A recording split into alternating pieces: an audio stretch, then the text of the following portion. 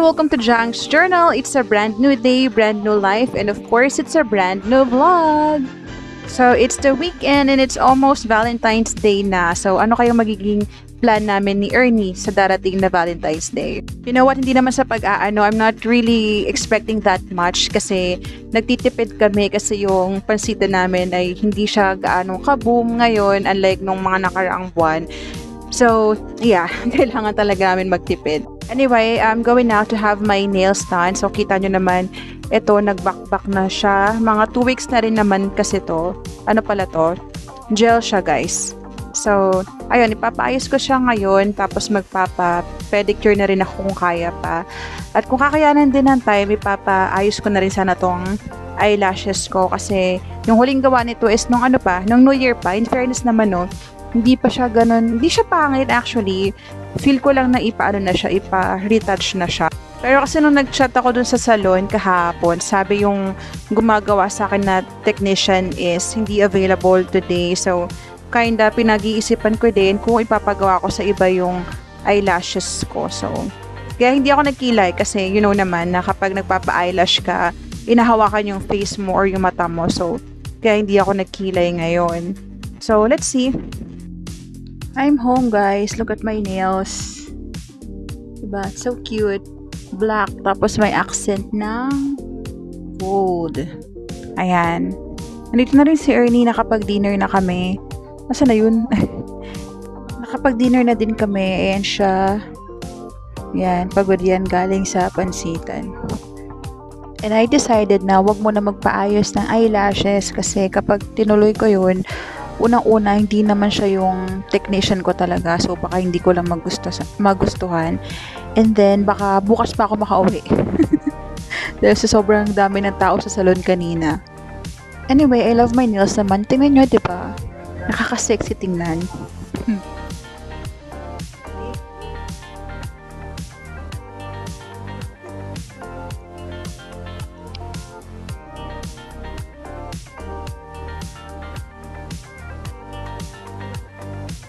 Today is February 11, 2024. Monthsary namin at nag-away kami. I think gusto ko siyang ikwento sa inyo kasi I felt guilty. Gusto kong malaman if topak lang ba talaga ako or topak tayong mga babae. So prior to this day, ito yung sinabi ko sa kanyang plano ko. Sabi ko sa kanya, pag out niya ng Sunday or pag sarado namin ng store ng Sunday, mag-jogging or walking kami sa BGC. And then after mag-jogging or walking, mag-coffee kami. And then kaninang umaga, I had a change of heart. Biglang kaninang umaga na-realize ko na ay ayokong gumala or makihalubilo sa crowd ng pawisan. Kasi di ba nga plano ko sana after naming mag-jogging or walking, magko-coffee kami. Bigla ko naisip, pagkatapos naming mag-jogging or walking, papasok kami sa coffee shop, maraming tao, tapos pawis-pawisan. Ay ako pa naman ayoko nung yung feeling pa ako, nanlalagkit, tapos didikit pa sa mga tao or may kita ako ng mga tao, ganun. So, kaninang umaga, nag-workout na ako dito sa bahay. Nagpapawis na ako ng 30 minutes. So, nagulat siya kasi sabi niya, oh, ba't nag-workout ka na ngayong umaga? Kala ko ba mag-walking or jogging tayo kagabi? Not kagabi. Mali. Sabi niya, akala ko ba mag-walking or jogging tayo mamayang gabi? Ganun.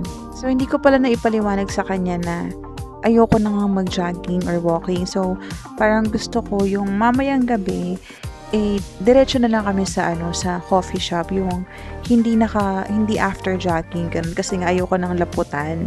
Tapos nung pag-uwi niya dito sa bahay kanina, nag-dinner lang kami, tapos naligo ako and nagbihis ako, ganyan. Tapos nagulat siya kasi ganito yung itsura ko. I mean, hindi ako naka-dry fit, hindi nakapang jogging, tapos wala akong plano magsuot ng rubber shoes ko, ganun. Sabi niya, akala ko ba mag-walking tayo? Bakit ganyan yung itsura mo? Tapos sabi ko sa kanya, diba sabi ko sa'yo, ayaw ko na nga pagpawisan ako. Ayaw kong pinagpapawisan ako. Tapos sabi niya, disappointed siya kasi na-excite pa naman daw siya na finally sa akin pa nanggaling na mag-walking kami, ganyan. Tapos biglang, bakit ganun? Biglang nagbago yung isip ko, biglang di na matutuloy. Sabi ko sa kanya, dahil simply, I don't wanna, get sweaty, na makikita ako ng mga tao na laputan ako, ang tsaka ko, ganun. Tapos, na-excite nga daw siya kasi parang finally something na yung trip niyang gawin for the first time, trip ko rin gawin. Tapos, biglang nagbago isip ko. Tapos, I kinda felt bad kasi sa urat ko, basta ang dami kong nasabing hindi magaganda na pinagsisihan ko naman at nag-sorry naman ako sa kanya. Na-realize ko na lang na hindi na magaganda yung mga pinagsasabi ko kasi sabi niya, babe, pwede bang tumigil ka saglit at isipin mo yung mga sinasabi mo? Yes, ganyan kahinahon niya sinabi yun. And then I paused for a moment, tapos saka ko nga napagtanto na ang sama ng mga sinabi ko. Basta, masama talaga. Hindi ko siya minura or what. Basta hindi lang naging maganda yung lumabas sa bibig ko. Kaming dalawa na lang nakakaalam kung ano yun. I said sorry and I did not mean it. May mga times talaga na sa sobrang inis ko, sa sobrang urat ko, hindi ko napipigilan yung bibig ko. Kaya mas madalas talaga na kapag sobrang inis na ako, gusto ko quiet na lang ako. Hindi na ako magsasalita kasi alam kong hindi magiging maganda yung ilalabas ng bibig ko. So I said sorry, ayun nga. And then, finally, pumayag naman ako na maglakad kami papuntang BGC. Tapos, nung palabas na kami, siya naman itong biglang nagbago isip na sabi niya, sige na nga, mag-motor na tayo. Next time na tayo maglakad. So, nag-motor kami palabas. At nag-away na naman kami. Kasi, ako, iisang coffee shop lang yung gustong-gusto kong pinupuntahan. Kasi pag sa coffee shop na yon, which is yung Coffee Bean, alam ko na kaagad yung order ko. Tapos gusto ko pa yung ambience, ganun. Tapos di ko alam na ito palang si Ernie Mar, meron siyang mga gustong itry. Yung mga cute na coffee shop dito sa area namin. Maraming ganun dito sa along Barangay Rizal. Maraming mga maliliit na coffee shop doon. Yun pala, gusto niyang itry yung mga yun. Hindi niya naman sa akin sinabi na gusto niyang itry. Sabi ko, bakit ba kasi hindi tayo pumunta ng Coffee Bean? Sa kanya lang sinabi na nagsasawa siya at gusto niyang itry naman yung ibang kapihan.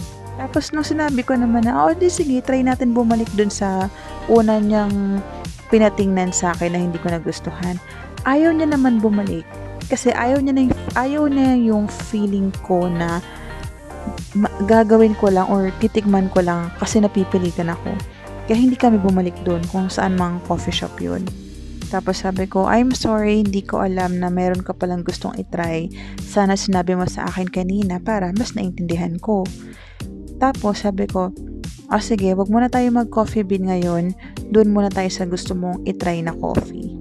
Pero hindi na kami bumalik doon sa mga nauna niyang itinuro sa akin. Dinala niya ako sa Big Brew. Doon sa bandang Sembo ata yun. Actually, yung Big Brew na yun, matagal ko nang gustong itry yun. Nasa Tanza pa lang kami, nakikita ko na yun. Gusto ko nang itry, wala lang kaming chance. So, ayun, nagulat na lang ako. Bigla niya akong dinala doon. At finally, nagkasundo rin kami. And nung pagka-order namin sa Big Brew, which is by the way, sobrang mura pala doon. Parang 39 lang isa. Basta, mura talaga siya. So, ayun, pagka-order namin doon, park lang kami somewhere sa BGC. Tapos, doon kami tumambay ng mga siguro 1 hour din. And ayun, habang nakatambay kami, habang ine-enjoy yung malamig na weather, doon ako humingi ng sorry sa kanya. Basta kasi hindi talaga maganda yung mga nasabi ko about sa mga tao Hindi about sa kanya, hindi about sa relationship namin. Pero about sa mga tao. Basta hindi maganda yung nasabi ko. Kaya sabi ko sa kanya, hindi ko talaga minimin yun. Hindi ganun yung ibig mo sabihin. Or nasabi ko yun kasi galit lang ako or naiinis ako. Pero hindi ko talaga mini yun. Kaya mas mabuti talagang kapag galit, humingang malalim at huwag mo na magsalita. Pahupain mo na yung emosyon. And then, ayun nga, nung kalma na kami pareho, doon niya rin na-explain yung side niya ng maayos, kung bakit ganito, ganyan. At saka ko lang din naintindihan. Doon ko na-realize na wala talagang patutunguhan ang usapan kung pareho kayo mainit ang ulo. Dapat talaga may isang nagpaparay. And sa case naming dalawa ni Ernie, siya talaga yun. Siya talaga yung mas mapagpasensya sa akin. Which is I'm so thankful and grateful about. So sa mga mag-asawa dyan, lalo na sa mga babae, how do you handle such things? May times talaga na magkakainisan kayo, magkakainitan kayo ng ulo. Hindi mawawala sa relasyon yan. Pero, paano kayo nakakabawi? Yun ang gusto kong malaman. Basta ang wish ko lang talaga, hindi magbago to si Ernie Mar. Kahit tumagal pa kami ng tumagal ng maraming taon, sana ganito siya forever. So, yun lang ating chika for today. I wanna hear your thoughts about this. Lalo na sa mga mag-asawa or sa mga mag-jowa, mag-live-in partners dyan. So, let me know. Pero syempre, before I let you go, I wanna remind you that you are enough and beautiful the way you are. Thank you for watching Jang's Journal. I'll see you again next time. Bye. Good night.